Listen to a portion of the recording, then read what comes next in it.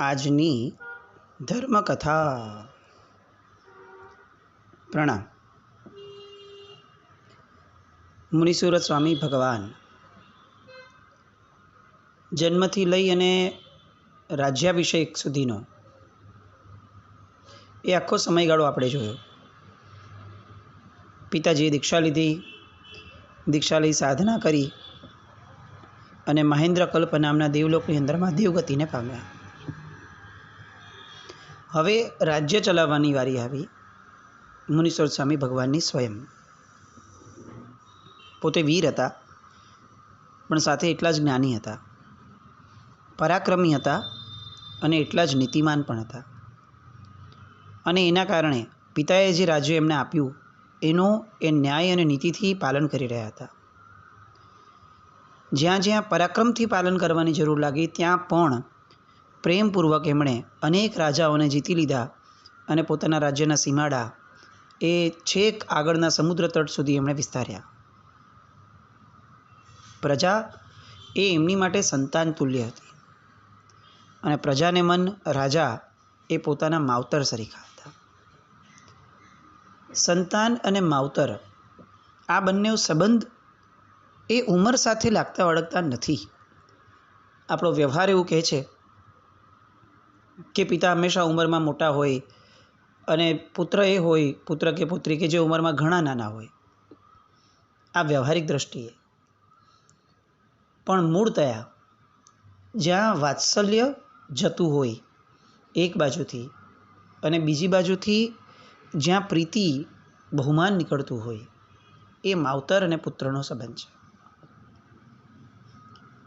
આપણે ત્યાં ક્યારેય પણ કોઈ એમ નથી કહેવામાં આવ્યું કે બહુ મોટો માણસ એ માવતર જેવો ગણાય. સાધુના અનેક લક્ષણોમાંથી એક લક્ષણ એ એમણે લખ્યું છે કે સાધુ શું હોય તો કે 3 જગતના તમામ સૂક્ષ્મતમ જીવોની પણ માતા તુલ્ય હોય, માવતર તુલ્ય હોય. કેમ આવું? કારણ કે એમને એમના પ્રત્યે અનંત વાત્સલ્ય જરે છે. હવે સાધુ નાની ઉંમરના હોય તો કે તો પણ એ હોય. એટલે આ સંબંધને ક્યારેય ઉંમર સાથે જ લેવા દેવા હોય છે એવું નથી. મુનિસુરત સ્વામી ભગવાને ઇનફેક્ટ રાજા મુનિસુરતે પોતાના રાજ્યમાં અપરાધીઓને નહીં પણ અપરાધની વૃત્તિઓને નાથવા માટે પ્રયત્નો કર્યા હતા. વાતાવરણમાં પ્રેમ, ઉદારતા, પરોપકારની વૃત્તિ, આ બધા ગુણોની લોકોની અંદરમાં છોડો ઉછળે એ હદ સુધી એમણે વાતાવરણને, પરિસ્થિતિઓને, રાજ્યની વ્યવસ્થાઓને સુદૃઢ રીતે અને બહુ સુચારુ રીતે એમણે લોકોની સામે મૂકી હતી. કોઈને અનિષ્ટ આચરવાનું મન પણ ન થાય એવી જીવન વ્યવસ્થા એ એમના રાજ્યનો એક અભિન્ન અંગ હતું. આપણે ઘણી બધી વાર ઇતરોમાં સાંભળ્યું છે કે રાજ્ય કોનું, રાજા કોના જેવા? તો કે રામ જેવા. આ રામ કોના શાસનમાં થયા? ભગવાન મુનિસુરત સ્વામી ભગવાનના. હવે આપણે જેમના શાસનમાં થયા છીએ ને એમના જેવો અંશ સાહજિક રીતે આપણામાં આવે, કારણ કે આપણું શાસન એ એમના પુણ્ય થકી ચાલે છે. એટલે બે સૌથી મુખ્ય આત્માઓ જૈન શાસનના કે જેમની યશોગાથાઓ ગવાતી જ રહે છે. આજે લાખો વર્ષો વીત્યા હશે. મુનિસુરત સ્વામી ભગવાન થયા એને લાખો વર્ષ વીતી ગયા હશે, પણ તેમ છતાં હજી એટલી જ જીવંતતાથી બે પાત્રો એમના શાસનમાં થયેલા એ ગવાય છે. રાજા રામ અને શ્રીપાળ મૈણાના રાસના શ્રીપાળ કુમાર. અમર કથાનક જે ક્યારે પણ અપ્રસ્તુત નથી થવાના. ગમે તેવા કપરા કાળમાં પણ જેમના ચરિત્રો સૌથી વધુ એપ્લિકેબલ થાય છે એવા આ બે પાત્રો. અને બંને પાત્રો યોગાનો યોગ મુનિસુરત સ્વામી ભગવાનના શાસનમાં થયા. અને આપણે આ એમના ચરિત્રો ગાઈએ છીએ કે જેમના પુણ્ય થકી આવા વ્યક્તિઓ શાસનમાં જન્મ્યા હતા. પ્રજા સંતુષ્ટ હતી, દુશ્મનો શાંત હતા, રાજ્ય આબાદ હતું. અને આવી રીતે રાજ્ય કરતાં કરતાં કરતાં બીજા 15,000 વર્ષ જેવો તબક્કો એક પસાર થઈ ગયો. અને હવે એક પ્રસંગ બને છે. કંઈક અલગ પ્રસંગ ગણાય. સામાન્યતઃ આપણને તીર્થંકર પરમાત્માઓના જીવનમાં આવા પ્રસંગો જોવા નથી મળતા, પણ મુનીશ્વર સ્વામી ભગવાનના જીવનમાં બનેલો આ પ્રસંગ એ આપણને પણ અનેક વસ્તુઓ શીખવાડીને જાય એવો કંઈક અલગ પ્રસંગ છે. શરદ ઋતુની સોહામણી સંધ્યા હતી. રાણી પ્રભાવતી સાથે રાજા મુનિસુવ્રત એ પોતાના મહાલયની અટારીએ, આપણે જેને બાલ્કની કહીએ છીએ, એ અટારીએ બેઠા બેઠા એ ધરતીની શોભા નિહાળી રહ્યા હતા. સૂર્ય ધીમે ધીમે અસ્તાચળ બની ડગ માંડી રહ્યો હતો અને એ સમયે એની સોનલ વર્ણ કિરણો એના દ્વારા રેલાતો એ સામાન્ય તડકો કે જે હવે સહન થાય એવો હોય એ દેખાઈ રહ્યો હતો. હવેલી મોટી હોય એટલે લાંબે સુધીનું દેખાય. દૂર દૂર નગરના ગઢની બહાર નિર્મળ જળથી ચિક્કાર છલકાતી હોય એવી એક વાવડી નદી એ શાંત ગતિએ વહી રહી હતી, જે દેખાઈ રહ્યું હતું. એના બંને કિનારા કાંઠે ઉગેલા ઊભા ઘાસના ઝુંડની અંદરમાં જાણે ઢકાઈ ગયા હોય એ રીતના હતા. એ સમયની નગરીઓનું વાતાવરણ કેવું હશે? આપણે જેને જોવા માટે અત્યારે અલગ અલગ પ્રાંતોમાં જઈએ છીએ, આ એવો નજારો છે. આપણે આપણા પોતાના રહેઠાણોને સિમેન્ટ કોન્ક્રીટના જંગલ બનાવી દીધા અને હવે પછી આપણે શાંતિ મેળવવા માટે ફરવા ક્યાંક જઈએ છીએ કે જ્યાં પ્રાકૃતિક વાતાવરણ હોય. આ આપણી કમનસીબી. આપણે દરેક વસ્તુઓમાં આવું કર્યું.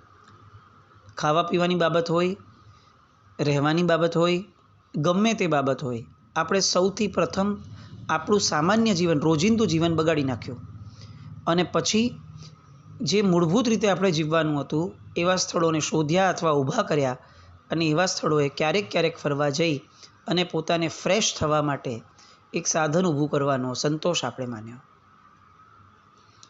આ તો એવું થાય છે કે માણસ એકદમ સ્વસ્થ હતો, પણ કોઈક ત્રીજા માણસ, બીજા માણસને એવું થયું કે હારો આ સ્વસ્થ રહેશે તો મારી દવાઓ કેમ વેચાશે? એટલે એણે સામે ચડીને પેલા માણસને કીધું કે તું બીમાર થા. અને આ માણસ પણ મૂર્ખો, એને પણ એમ થયું કે રોજ રોજ શું સ્વસ્થ રહેવાનું, હાલો ને થોડું બીમાર થઈએ. અને એ બીમાર થયો અને હવે બીમાર એવો થયો કે એને એવું લાગ્યું કે ના, બીમારીમાં મજા નથી આવતી, માણસે તો સ્વસ્થ રહેવું જોઈએ.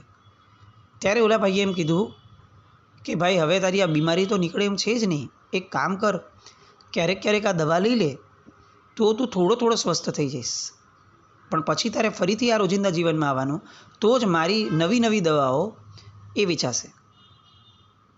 અને આ મૂર્ખ વ્યક્તિએ એ વસ્તુને પણ સ્વીકારી લીધી અને એ દવાઓ લેતો થયો.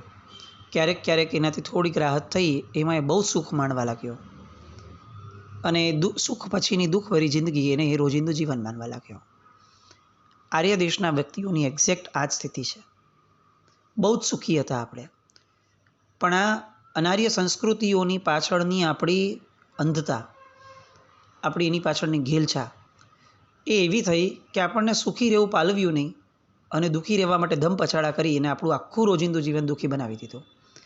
અને હવે સુખ શોધવા માટે આપણે ક્યાંક કોઈક જગ્યાએ જઈએ, ફરવા જઈએ, એની માટે હજારો લાખો રૂપિયા ખર્ચીએ અને મૂર્ખ બનીને હું સુખી છું એવી કલ્પના વિચારી અને આપણે ફરી પાછા આપણા એ દુઃખી રોજિંદા જીવનમાં આવી જઈએ.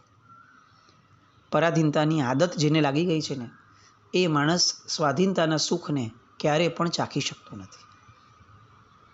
પણ અહીંયા આ એવું પ્રાકૃતિક વાતાવરણ હતું કે જ્યાં એટલું બધું સહજ હતું સુખ, એટલું બધું સહજ હતું કુદરત સાથેનું રહેવું કે ક્યાંય બીજે ભટકવું નહોતું પડતું. નગરના પાદરની શોભા વધારી રહેલા એ જળાશયોનું પાણી, એમાં ખીલેલા અસંખ્ય કમળ પુષ્પો, દૂર દૂર ઉત્તુંગ પર્વતો, એને વિકસેલી ઘેરી વૃક્ષ પંક્તિઓ, વનસ્પતિઓ અને આમ ઊંચા ટેકરાઓ વગેરે. આ બાજુ નદીમાં હંસ, સારસ, ચક્રવાક, આ બધા પક્ષીઓના યુગલો એ જાણે આમ નિર્બંધપણે જળ વિહાર કરી રહ્યા હોય એ દેખાતા હતા. નદી કિનારે વસાવામાં આવેલા ગોકુળોમાં પંચરંગી ગોધણ એ મુક્તપણે વિચરી રહ્યું હતું, ગાયો વગેરે. પર્વતની તળેટીના ખુલ્લા મેદાનમાં વિશાળકાય અને પહાડની નાની નાની ટેકરી જ્યાં ગજરાજોનો નિવાસ હતો એમાં પણ ગજરાજોની મસ્તી એ નિહાળી શકાતી હતી. આ બધી દ્રશ્યાવલીઓને લોકો સાહજિકપણે માણી શકતા હતા. રાજા મુનિસુરત પણ એને માણી રહ્યા છે પોતાના પત્ની સાથે બેસીને, અને એકમેકને આ મનગમતું દ્રશ્ય છે એટલે રાણી પણ વારંવાર કહે છે કે જુઓ જુઓ, પેલું કેટલું સરસ દ્રશ્ય છે, ત્યાં જુઓ આ કેટલું સરસ સુંદર દેખાય છે, એમ કરતાં કરતાં આ જુઓ એ જુઓ એવું કરી અને એકમેકને સુંદરતાની અંદરમાં ઓળઘોળ કરવાનો પ્રયત્ન ચાલી રહ્યો હતો. આ બધું ચાલુ હતું અને અચાનક વાતાવરણે પલટી ખાધી. કંઈ પણ સમજાય એ પહેલાં આકાશમાં સાવ અચાનક ઘોર અંધારું છવાઈ ગયું. કાળા ડિબાંગ વાદળોએ આકાશનો કબજો લઈ લીધો. આથમતો સૂર્ય એ એકાએક ચડી આવેલા મેઘની સામે જાણે હારી ગયો હોય એ રીતે પોતાનું મસ્તક નીચું કરી અને ચૂપચાપ નીકળી જતો હોય એમ વયો ગયો. જો કે જતાં જતાં એ આથમતા સૂર્યએ પોતાનો પરચો આપી અને આ કાળા ડિબાંગ વાદળોની વચ્ચે એક મેઘધનુષ્ય સર્જ્યું. વાદળો ગરજવા લાગ્યા. વીજળીના ચમકારા આખા આકાશમાં જાણે પ્રકાશ પ્રકાશ થયું હોય એવા ક્ષણિક આભાસને આપવા લાગ્યા. અને થોડી જ પળોમાં તો વરસાદ ખાંગો થઈ અને તૂટી પડ્યો. મેઘ વરસવા લાગ્યો. રાજા અને રાણી વિસ્ફરિત નેત્રોથી આ પરિસ્થિતિના પરિવર્તનને નિહાળવા લાગ્યા.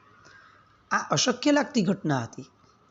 આટલું જલ્દી, આટલી ક્ષણોમાં આટલો મોટો વાતાવરણનો પલટો એ કેવી રીતે શક્ય બની શકે?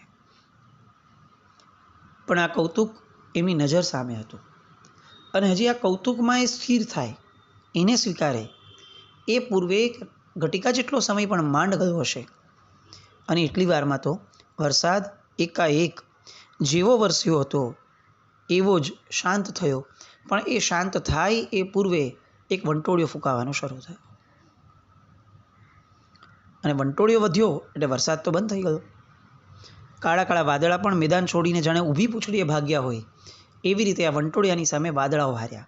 પહેલાં સૂર્ય હાર્યો વાદળા સામે, હવે વાદળા હાર્યા પવન સામે. અને ગણતરીની પળમાં તો આખું આકાશ ચોખ્ખું ચણક થઈ ગયું.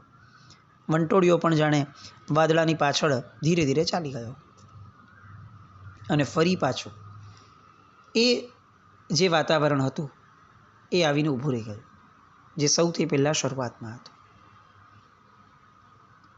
મુનીશ્વર સ્વામી ભગવાન રાજા સ્વરૂપે એ આખા દ્રશ્યોના પરિવર્તનને નિહાળતા હતા. ઘડી બે ઘડીમાં બદલાયેલા રંગો, 3 અલગ અલગ રંગો જોયા.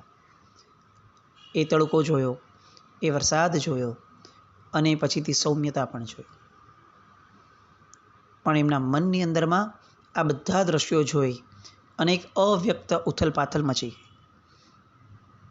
આ બધું નિરખતા નિરખતા ગંભીર ચિંતનમાં એ ગરકાવ થઈ ગયા કે સંસારનું સ્વરૂપ પણ આવું જ નથી.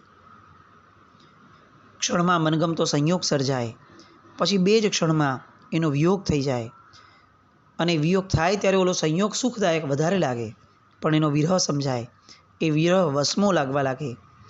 ફરી પાછો કોઈક સંયોગ થાય અને જેનો વિરહ હતો એ સંયોગ ભૂલાઈ જાય, નવો સંયોગ ઊભો થાય.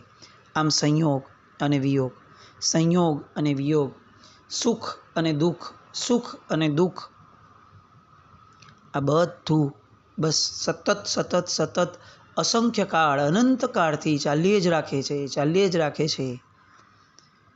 જીવને સુખ ક્યારે સાંપડશે એ પણ ખબર નથી, અને સાંપડેલું સુખ ક્યારે ટળી જશે અને દુઃખ ક્યારે આવી જશે એ પણ ખબર નથી. વસ્તુતઃ આ સંસાર એની અંદરમાં જ્યાં સુધી આ પરિસ્થિતિઓને આધીન થઈને જીવે છે ત્યાં સુધી સાચું સુખ એને ક્યારેય પ્રાપ્ત નથી થવાનું. ફક્ત સુખની કલ્પનાઓમાં જ એનું જીવન, એના ભવો, એની ભવ પરંપરા બધું પસાર થતું જશે. એ ક્યારેય એમાંથી બહાર નથી આવવાનો. અને જો એને બહાર આવવું હોય તો એને નિર્મળ અને શાશ્વત સુખ એટલે કે મુક્તિપદની અંદરમાં પહોંચવું જ આવશ્યક છે. એના માર્ગે જ ચાલવું આવશ્યક છે. આ બધી વાતોની વિચારણા સતત એમના મનની અંદરમાં ઘમાસાણ રૂપે ચાલવા લાગી. આંદોલનો એ જાણે ખરેખર આંદોલન ફેરવતા હોય એ રીતે પરિવર્તિત થવા લાગ્યા. મનની અંદરમાં એક બહુ જ મોટી એક વિચારણાએ એમની ચિત્તવૃત્તિનો જાણે કબજો લઈ લીધો હોય એ રીતે એ સ્થિર થવા લાગી. અને હજી આ બધા વિચારો કેટલાક ક્ષણની અંદરમાં કેટલાક સમય સુધી લાંબા ચાલે એ પૂર્વે તો અચાનક જ સ્વર્ગની અંદરમાં રહેલા શક્રેન્દ્રનું સિંહાસન કંપાયમાન થઈ ગયું. અચંબામાં પડ્યો ઇન્દ્ર અને એણે જ્ઞાનનો ઉપયોગ મૂક્યો તો ખ્યાલ આવ્યો કે પરમાત્મા મુનિસુવ્રતના દીક્ષા મહોત્સવની ઉજવવાની વેળાઓ હવે નક્કી થવા લાગી છે. ઇન્દ્ર હરખાયા. તીર્થંકરના હાથેથી હવે વિશ્વ કલ્યાણકારી એવો ધર્મ માર્ગ રચાશે એની કલ્પનાએ એમનું હૈયું છેક ઇન્દ્રલોકના સિંહાસન પર બેઠા બેઠા પણ ગદગદ બન્યું. એ ઊભા થયા. ફરીથી 7 ડગલા તીર્થંકર પરમાત્મા જે દિશામાં હતા એ દિશામાં આગળ વધ્યા. અહોભાવપૂર્વક એમણે પરમાત્માની વંદના કરી. મુનિસુરત સ્વામી ભગવાનના ચિત્તમાં જે ભાવ પ્રસર્યા એ ભાવો આપણા ચિત્તમાં કેમ નહીં આવતા હોય? ટેકનિકલી જોવા જઈએ ને તો બહુ સહજ વાત છે કે ભગવાનને આ દ્રશ્ય દેખાયું અને આ દ્રશ્ય દેખાયા પછી જે વિચારો પ્રગટ્યા એ એમના ભોગાવલી કર્મના અંતના વિચારો હતા. જ્યારે એમનું ભોગાવલી કર્મ પૂરું થવાનું હતું ત્યારે આવા શુભ વિચારોએ એમના ચિત્તની અંદરમાં દસ્તક દીધી. આપણે આ બહુ જ સમજવા જેવું છે. જ્યારે જ્યારે શુભ વિચારો આપણા મન ઉપર સહજ રીતે પ્રગટે છે ત્યારે ત્યારે એ આપણી અશુભતાના અંતનો આપણને સંકેત દેતા હોય છે. બસ આપણે કામ એટલું કરવાનું હોય છે કે જે શુભ વિચાર આવ્યા એને પકડી અને સાતત્યપૂર્વક એને આગળ વધારવાના છે. અને આપણે એ ચૂકી જઈએ છીએ. અશુભનું આકર્ષણ એ એટલું બધું આપણા મનમાં છવાયેલું છે કે આ શુભના વિચારો આવ્યા અને સરી ગયા, શુભતા ન આવી. અને અહીંયા મુનિસુરત સ્વામી ભગવાન અને એમના જેવા સત્વશાળી વ્યક્તિઓનું કાર્ય આ હોય છે કે એકવાર જે શુભતા પ્રગટી તે પ્રગટી. હવે અશુભતા એ લેશ માત્ર પણ હૃદય પર ન છવાઈ શકે. અલબત્ત પરમાત્માના ચિત્તની અંદરમાં તો અશુભતા હોવાનો કોઈ વિચાર પણ નથી, પરંતુ આ સંસારની ભોગાવલી કર્મની જે માયાજાળ છે એ પરમાત્મા સાવ સહજ રીતે છેદી નાખે છે. ઇન્દ્રને ખ્યાલ આવ્યો કે હવે તો પરમાત્મા દીક્ષાના પુનિત પંથે પ્રયાણ કરવાના છે, પણ એમનો આચાર છે કે 1 વર્ષ સુધી એ સાંવત્સરિક દાન કરે અને એની માટે ધનની જોગવાઈનું કાર્ય જવાબદારી એ ઇન્દ્રની છે. એટલે તરત જ એમણે કુબેરને બોલાવ્યા. આજ્ઞા ફરમાવી કે રાજર્ષિ મુનિસુરતના ભંડારમાં 3,88,80,00,000 સુવર્ણ મુદ્રાઓ તત્કાલ ભરી દો. આ બધા શાશ્વત કલ્પો છે આપણે ત્યાંના. પરમાત્મા કેટલું દાન કરશે એ કંઈ ગણતરીપૂર્વક નહોતા કરતા. કોઈ દિવસ કોઈને આપવા સમયે એ ક્યારેક કાઉન્ટિંગ નહોતા કરતા કે ચાલો આનું કેટલું થયું, આટલું થયું, ચાલો વાત પૂરી કરો, આપણે ટોટલ મળીને આટલું જ કરવાનું છે તો આને આટલું જ જશે. આવું ન હોય. જે વ્યક્તિને મેઘ કરતાં પણ વધુ દાનેશ્વરી કીધા છે, જે આપવા બેસે ત્યારે સામાનું દારિદ્ર્ય નહીં, સામાના ભાવ પરંપરાને પણ ફેડી શકે છે, એવા વ્યક્તિ જો આપવા બેસતા હોય ત્યારે એ કોઈ દિવસ માપ રાખે? એ અમાપ જ હોય. પણ તેમ છતાં અનંતકાળમાં જેટલા પણ તીર્થંકરો થયા અને અનંતકાળ પછી પણ જેટલા તીર્થંકર ભગવંતો થશે, આ બધા જ જ્યારે જ્યારે વર્ષીદાન આપશે ત્યારે ત્યારે 1 વર્ષના અંતે એમણે જે દાન આપ્યું હશે એનો આંકડો એક જ સરખો હશે, ફિક્સ હશે. આવું કેમ? આવું એટલા માટે કે આપતી વખતે તો કંઈ જ બાકી નથી રાખતા, પણ લેનારાઓના ભાગ્ય એ ફિક્સ હશે. અને ભાગ્યથી અધિક પરમાત્મા પણ એ સમયે નથી આપી શક્યા. પરમાત્માને નથી આપવું એવું નથી, પરમાત્મા નથી આપી શકતા એવું પણ નથી, પણ પેલાનું ભાગ્ય જેવું છે કે પોતાના ભાગ્યથી અધિક એ લઈ શકતો જ નથી. દેવો એ મેકશ્યોર કરે છે કે એક પણ વ્યક્તિને એના ભાગ્યથી અધિક ન મળવું જોઈએ. કેવી વ્યવસ્થા લાગે આ? પરમાત્માના દીક્ષાનો ઉત્સવ છે, મન ભરીને આપવાની વાતો છે, મન ભરીને આપી પણ રહ્યા છે, અને તેમ છતાં ગમે તેટલું તમે મન ભરીને આપો, વિવેક ક્યાંય ચૂકાતો નથી.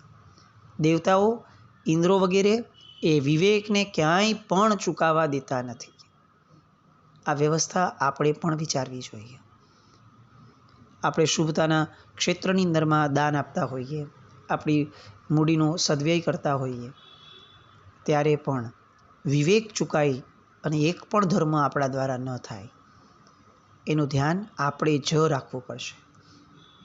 આપવા બેઠા છીએ તો હાલો ને આપી દો ને, શું ફરક પડે છે, એને જે કરવું એ કરે. આપણે ત્યાં આવો વિચાર ઇન્દ્રએ નહોતો કર્યો, દેવતાઓએ નહોતો કર્યો, અને અનંત કાળમાં નથી કર્યો, અને અનંત કાળ પછી પણ નહીં કરે. બહુ જ સ્પષ્ટ વિધાનો છે આપણે ત્યાં. એક સનાતન સત્યના આધારે નિસર્ગના મહાશાસન રૂપે આપણું આ જૈન શાસન ચાલે છે. અહીંયાની દરેક વ્યવસ્થાઓ ફિક્સ છે. આપણે દ્રવ્યક્ષેત્ર કાળભાવના નામે આપણી જ મતીથી આપણે કેટલુંક બદલાવી દઈએ, હવેના જમાનામાં ન થાય, જમાનો બદલાયો છે. અરે ભાઈ, આ એનું શાસન છે જેને દરેક બદલાયેલા જમાનાને પોતાના જ્ઞાનમાં એક ક્ષણે પણ જોયા છે. 3 કાળનું જ્ઞાન એમને હતું, અને તેમ છતાં એમણે આ સ્ટેટમેન્ટ્સ આપ્યા. એ દર્શાવે છે કે આ સ્ટેટમેન્ટ્સ કોઈ પણ કાળની અંદરમાં એપ્લિકેબલ થતા જ હોય. સર્વજ્ઞ એ ક્યારેય પણ ઇમ્પ્રેક્ટિકલ હોઈ ન શકે. આવા મુનીશ્વર સ્વામી ભગવાન અને એમની આ વર્ષીદાનની જે સરસ મજાની આયામની ધારા છે એ, અને પછી પ્રભુની દીક્ષાનો વરઘોડો, એમાં ઇન્દ્રો દ્વારા થતી સરસ મજાની એક કમાલ, એ બધી વાતોને ફરીથી સંવેદવા આવતીકાલે મળશું. જીના જ્ઞાવૃત કંઈ પણ બોલાયું હતું મિચ્છામિ દુક્કડમ. જય